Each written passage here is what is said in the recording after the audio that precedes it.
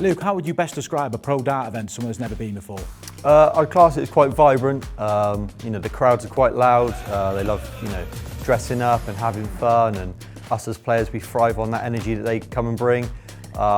Especially when you're playing in Premier League venues, it can get quite loud, and the songs they sing, and sometimes it can be against you and it can make it quite hard.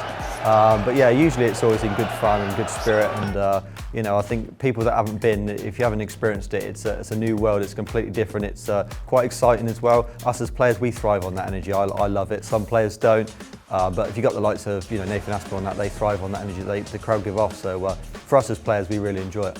You mentioned atmosphere as well. If you get a sort of hostile crowd, how do you cope with that? Does it spur you on in a big game? Yeah, it can do. It can spur you on. Sometimes it can also play a hindrance to you, especially if you're getting booed or whistled or something like that. But it's all pantomime, so you've got to accept it. It's, the fans pay their money to come and watch, and they're entitled to do what they want to do.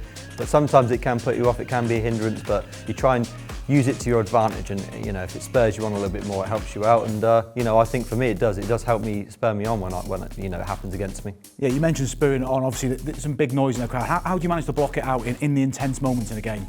For me, I think because of through the experience of playing in these crowds all the time, I kind of get used to the fact of being up there, and when I'm up there, sometimes people will say, "Oh, how do you block that out?" But I just kind of, when I'm zoned in on the dartboard, I don't really notice the back noise behind me.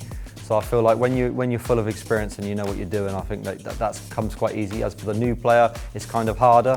But I think that just comes with experience to how you block the noise out. There's a big fancy dress element at the darts. Is there any you've ever pinpointed out? What's your favourite when you've been playing an event? There's been quite a few. I think for me, strangely, I remember when I played my first one, it was bananas in pyjamas. That was quite funny, and I've seen Teletubbies and all types of Marvel characters. It's great fun. Sometimes things ain't going your way, and you look out into the crowd just to give you a little bit of inspiration. You see loads of people dressed up. You just kind of gives you a bit of a laugh and a bit of an enjoyment, and you forget about what you've done in the set before or whatever. So for me, that is a great point in darts, and there's some great fancy dresses out there. I'm going to put you on the spot now. If you went yourself, what would your fancy dress be? Oh, sorry, mate.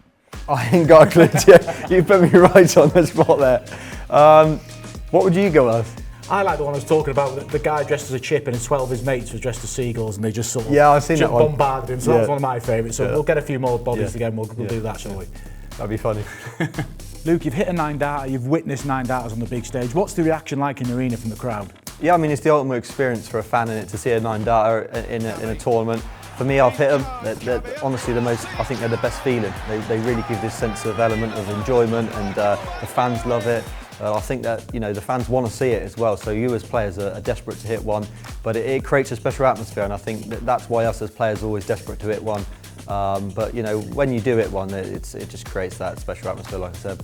Is it mid-9-darters, or how do you cope with expectation from the crowd? Because they get heavily involved once that second 180 goes in. Yeah, I mean, when you hit the second 180, that the opportunity's there then, and then obviously the crowd sort of make that noise of, whoa, as the first one goes in and the second, and then you do feel that little slight bit of nerves, to be fair, I must admit, but when it goes in, it's just euphoric for the crowd, and I think that is just, in my opinion, gives you one of the greatest buzzes in darts.